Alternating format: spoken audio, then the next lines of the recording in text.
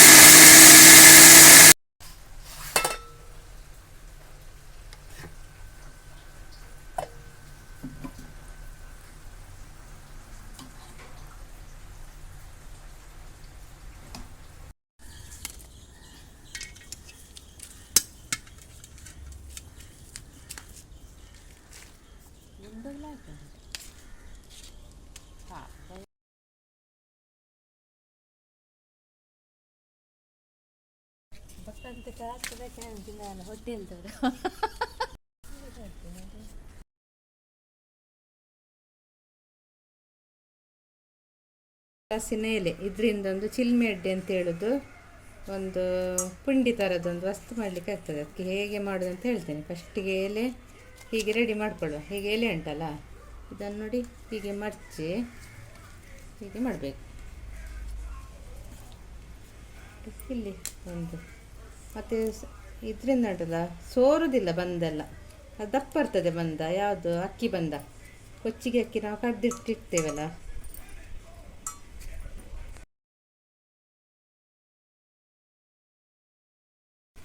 ನೋಡಿ ಹೀಗೆ.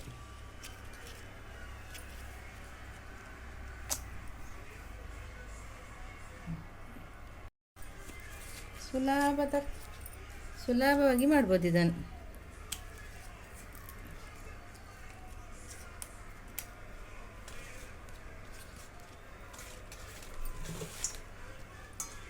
ಹೀಗೆ ಮಾಡಿ ಮತ್ತು ಮಾಡೋ ವಿಧಾನ ನಾನಂತ ಹೇಳ್ತೇನೆ ಇದಾದಮೇಲೆ.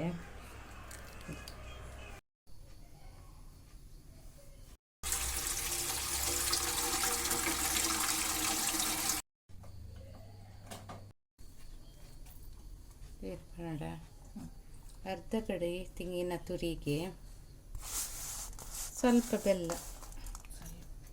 ಸ್ವಲ್ಪ ಬೆಲ್ಲ ಅಂತ ನೋಡಿ ಹಾಕಬೇಕೀಗ.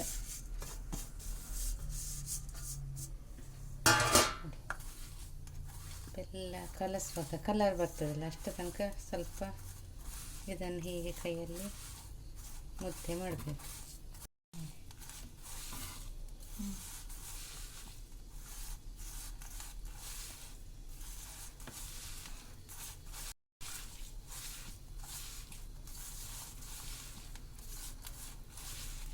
ಚೆನ್ನಾಗಿ ಕಲಸಿ ಆದಮೇಲೆ ಹೀಗೆ ನೋಡಿ ಈ ಕಲರ್ ಬಂತು.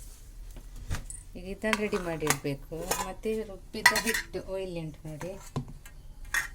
ಮತ್ತು ಇಲ್ಲಿ ನಾನು ಪಾತ್ರೆ ಇಟ್ಟಿದ್ದೇನೆ, ಗ್ಯಾಸ್ ಚಾಲು ಮಾಡಿ ಸ್ಲೋ ಆಗಿ ನೀರಿಟ್ಟಿದ್ದೇನೆ ನೋಡಿ. ಸ್ವಲ್ಪ ಕಾಯಿಲಿ ಆನಂತರ ಈಗ ರೆಡಿ ಮಾಡುವ. ಎಲೆಗೆ ಹಚ್ಚಿಸಿ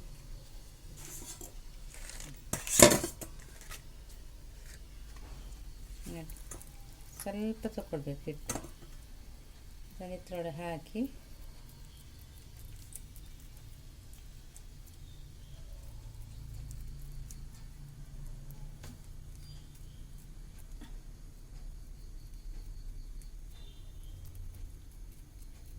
ತೆಳುವಾಗಿ ಹೆಚ್ಚಿಸ್ಬೇಕು. ಆನಂತರ ಇದನ್ನು ಬೆಲ್ಲ ಮತ್ತು ತೆಂಗಿನಕಾಯಿನ ಹೀಗೆ ಹಾಕಿ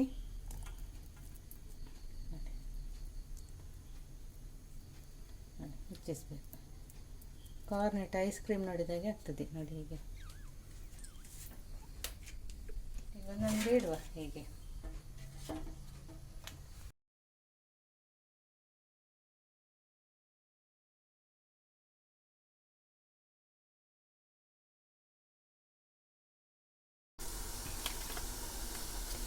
ಬೇಕು ನೋಡಿ.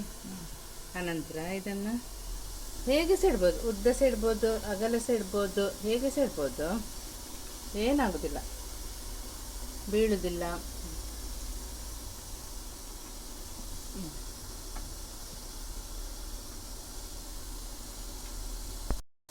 ಈಗ ನೋಡಿ ಎಲ್ಲ ಇಟ್ಟಾಯ್ತು. ಇದಕ್ಕೊಂದು 20 ನಿಮಿಷ ಬೆಂಕಿ ತಗಬೇಕು.